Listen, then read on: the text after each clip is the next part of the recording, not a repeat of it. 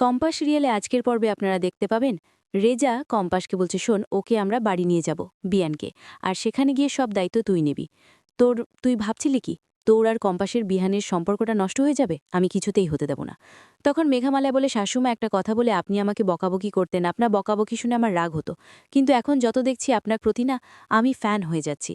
ঠিক তখন ডক্টর আসে আর তখন বলে, ডক্টর, আপনি সব কিছু ঠিকঠাক করে দিয়েছেন তো? তখন ডক্টর কিছু বলতে গেলে সেখানে কিঞ্জল আসে আর কিঞ্জল বলে, বৌদি, তোমার সঙ্গে আমার কিছু কথা আছে, শোনো। তখন ঋতুজা কিঞ্জলকে বলে, কি হলো বলো, তোমার কি বলার আছে আমাকে? তখন কিঞ্জল বলে, শোনো, আমি কিছুতেই কিন্তু এখানে বিয়ানকে নিয়ে যেতে দেব না। তখন ঋতুজা বলে, আমি জানি তোমার থেকে তুমি বেশি বিয়ানকে বেশি ভালোবাসো, তার জন্য কি আমাদের মনে হচ্ছে না যে বিয়ানকে ওখানকে নিয়ে গিয়ে আমাদের রাখাটা উচিত? ওখানে ও সেফ থাকবে। তাই একটা কথা বলি, হ্যাঁ, আমি জানি তুমি খুব বিয়ানকে ভালোবাসো, ছোটবেলা থেকে তুমি গোলপিটিক মানুষ, নিজের সন্তানের মতো করে। শোনো, আমি তোমার দাদাকে বিশ্বাস করতে পারি না গো ঠাকুরপো, কিন্তু আমি তোমাকে বিশ্বাস করি। একটা কথা বলো তো, ওই কম্পাস, ওর প্রতি কি তোমার একটুও মায়া হয়েছে না? ওর মা বাবা কত কষ্টে ছিল, তুমি কি কিছু বুঝতে পারছো না গো? ওর প্রতি একটু মায়া করে দেখো। দেখো, আমি বলছি, ওই বাড়িতে নিয়ে গিয়ে সব দায়িত্ব আমি তোমাকে দেব, তুমি ওর ঘরে সব সময় থাকবে, বুঝতে পেরেছ? তখন বলে, আচ্ছা ঠিক আছে। আর এদিকে কম্পাসও সেখান গেলে ওষুধ পানি সবকিছু রেডি করে দেবে। কিঞ্জল বলে, ঠিক করে কি ভাবছো বৌদি? তুমি যেটা ভাবছো সেটা ঠিক ভাবছো তো? বিহানের কিন্তু কোনো কিছুতেই আমি ক্ষতি চাই না গো, সে যে মূল্য হোক না কেন, আমি যেন উপকারী চাই, যে বিহান সুস্থ হয়ে থাকুক। তাই আমি ওর কষ্ট কিন্তু আমি এক প্রচণ্ড কিন্তু বরদাস্ত করব না গো, এটা মাথায় রেখো। তখন কিঞ্জল ভাবতে থাকে কম্পাসের বাবার সঙ্গে কি ঘটেছিল। আর তখন ঋতুজা বলে, কি হলো ডক্টর, আপনি সবকিছু ঠিকঠাক করুন এবার। তখন ডক্টর বলে, আচ্ছা ঠিক আছে, আমি সবকিছু রেডি করে দিচ্ছি। তখন ডক্টর সেখান থেকে চলে গেলে বলে, তুমিও ডক্টরের সঙ্গে যাও আর সবকিছু দেখাশোনা করে নাও। আর বড় বৌদি কম্পাস, তুমি ঘরে এসো, বলে বিহানার কেবিনে নিয়ে যায়। এদিকে মাহি ফোন করে মোনালিসাকে আর সবকিছু জানায় যে বিহানকে বাড়িতে নিয়ে চলে আসছে ছাড় করে। আর তখন মোনালিসা বলে, এইটা কি বলছো তুমি? তো হ্যাঁ শোনো, মুক্তিমাসি, অখিলেশ জেঠু কেউ না বাড়িতে, তাই তোমাকে আমি কিছু না পেয়ে ফোন করলাম।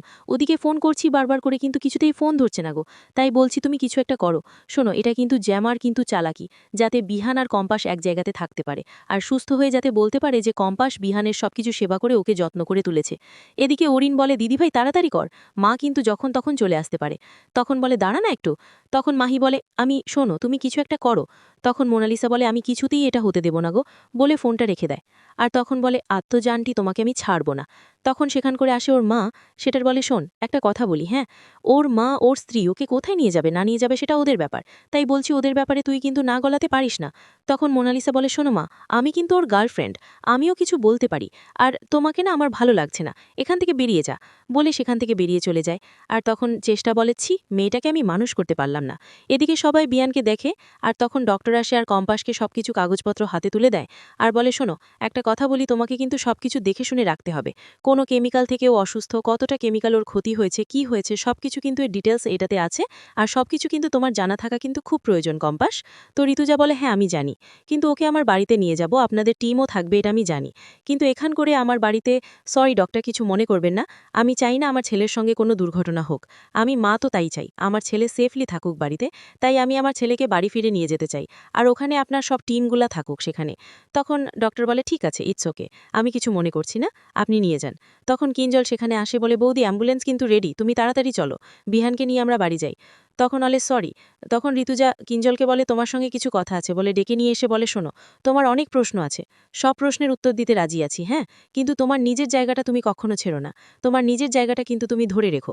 তুমি এতটাই, তুমি ছোট হয়ে যেও না ঠাকুরপো, যাতে আমি তোমাকে সম্মান আর ভালোবাসা দুটো থেকেই বঞ্চিত করতে পারি, যে আমি যাতে ভুলে যাই যে তুমি আমার ঠাকুরপো ছিলে।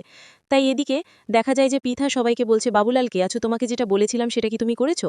তো হ্যাঁ বৌদি, সবকিছু বলেছি। তখন রিয়াকে বলেন, আচ্ছা, তোকে যেটা বলেছিলাম বিহানের ঘরে মানে গেস্ট হাউসে সবকিছু রেডি করে রাখতে, সব ধোয়া কাপড় চোপড় রাখতে বলে রেখেছিস তো? হ্যাঁ। এদিকে বুবলিকে বলে, আচ্ছা, তুই কম্পাসের ইচ্ছা মতো খাবার করেছিস তো, ও যা খেতে ভালোবাসে? হ্যাঁ গো, আমরা সবকিছু রেডি করে রেখেছি। আর তখন পিথা বলে, এবার কিন্তু ওরা চলে আসবে। ঠিক তখনই সেখানে চলে আসে ঋতুজা বিহানকে নিয়ে, আর তখন বিহানকে দেখে পিথা, আর তখন ঘরের ভিতরে নিয়ে আসে। আর তখন বলে যে, কি যে, ওকে কি আমরা গেস্ট হাউসে নিয়ে যাব? তখন বলে, গেস্ট হাউসে সবকিছু জামা কাপড় পর্দা বালিশের কাভার সবকিছু চেঞ্জ করেছিস? তখন বলে, হ্যাঁ বৌদি, সবকিছু করে নিয়েছি। বাবুলাল রিয়া ওরা হাতে নাতে সবকিছু সামলে দিয়েছে। তখন বাবুলাল বলে, একদম চিন্তা করো না গো বড় বৌদি, আমি সব ঠিক করেছি। এদিকে মোনালিসা ছুটে আসে, বিহান বলে। আর তখন সবাই অবাক হয়ে যায় আর ওর দিকে তাকাতে থাকে। তখন ঋতুজা বলে, তুমি এখানে কেন, এখানে তুমি এসেছো? আমি তো তোমাকে এখানে আসতে বলিনি। আর তাছাড়া তোমার দাদু কিন্তু আমাদের এগেনস্টে লড়ছে, আমার বৌমার এগেনস্টে, আমার বৌমা ক্ষতি করেছে কিনা তাই। তাই আমি চাই না যে আমাদের শত্রুর পক্ষে আমার বাড়িতে আসুক তা। আর তোমাকে কে খবর দিল এখানে আসার জন্য? তখন মাহি বলে, যে মা আমি কিন্তু কোনো খবর দিইনি খো। তখন এদিকে বাবুলাল বলে, আমরা কি ছোট বড়দাকে নিয়ে যেতে পারি? তখন বলে, হ্যাঁ ঘরে নিয়ে যেতে হবে, ওকে ঘরের দিকে নিয়ে যাও। এদিকে ওখানে ঋতুজা দাঁড়িয়ে থাকে আর তখন বলে, কম্পাস তুই ওখানে দাঁড়িয়ে আছিস কেন? আয় সবকিছু তোকে দেখাশোনা করে নিতে হবে না? তখন মোনালিসা বলে, আচ্ছা আন্টি, আপনি আমাকে কেন বাড়ি থেকে বের করে দিচ্ছেন? আমায় কেন থাকতে দিচ্ছেন না?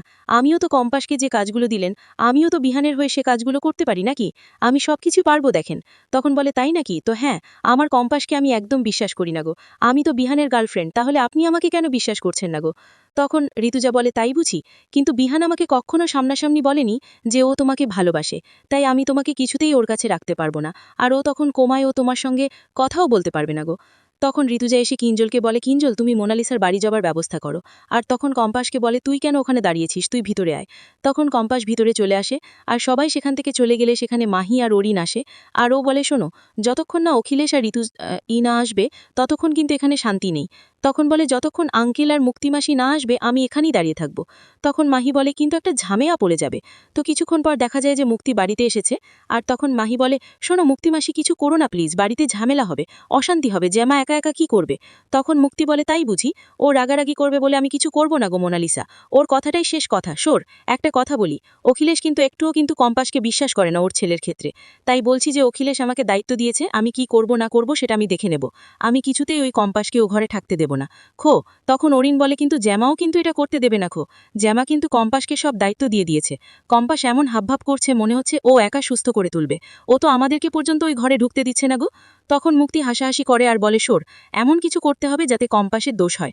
ধরেলে আমরা এমন কিছু করলাম যে বিহানের একটা কিছু ক্ষতি করে দিলাম, আর সেটার জন্য কিন্তু কম্পাসই দায় থাকবে। আর তখন কম্পাসকে বাড়ি থেকে অখিলেশ 1 সেকেন্ডও রাখবে না, বের করে দিবে। আর ঠিক তখনই কিন্তু মোনালিসাকে বিহানের সেবা করার জন্য পারমিশনটা দিয়ে দিবে। তখন মাহি বলে, শোনো মুক্তিমাসি, কিন্তু আমি চাই না গো ছোট ভাই কোনো ক্ষতি হোক।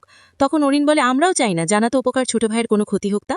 তখন মুক্তি বলে, আমিও বা চাই না কিরে ছোট ভাইয়ের ক্ষতি হোক তা। তখন মনে মনে বলে, বাপরে, যে কম্পাসের হয়েও ছোট ভাই ওদেরকে এত বকাবকি করে, তাতে প্রতিবার দরদ উতলে পড়ছে। তখন মুক্তি বলে, শোন, আমিও তো বিরানকে খুব ভালোবাসি আমার ছেলের মতরে, কিন্তু শোন, কিছু একটা তো রিস্ক নিতেই হবে নাকি? একটু সামান্য ক্ষতি করলে কিছু হয় না গো।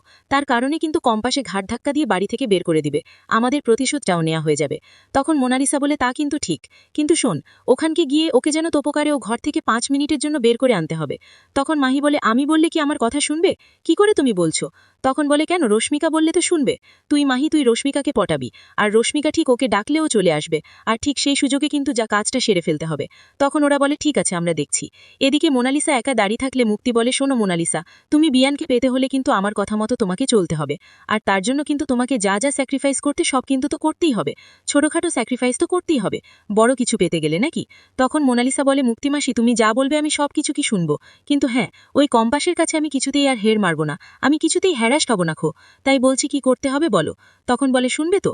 তো হ্যাঁ, তাহলে শোনো, আমি যা বলবো তাই করবে, আর আমার পাশ থেকে কিন্তু কখনো শুনবে না। তখন মোনালিসা বলে, আচ্ছা ঠিক আছে, আমি বিয়ানের জন্য আমি সবকিছু করতে পারি। এসব বলে আজকের পর্বটা এখানেই শেষ।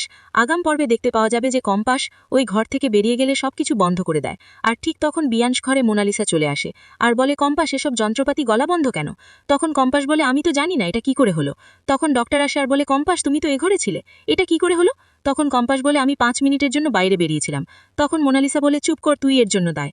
তো আজকের পর্বটা কেমন হয়েছে, ভালো লাগলে কমেন্ট শেয়ার সাবস্ক্রাইব করবেন, আর কোনো জায়গাতে ভুল ত্রুটি বলে থাকলে আমাকে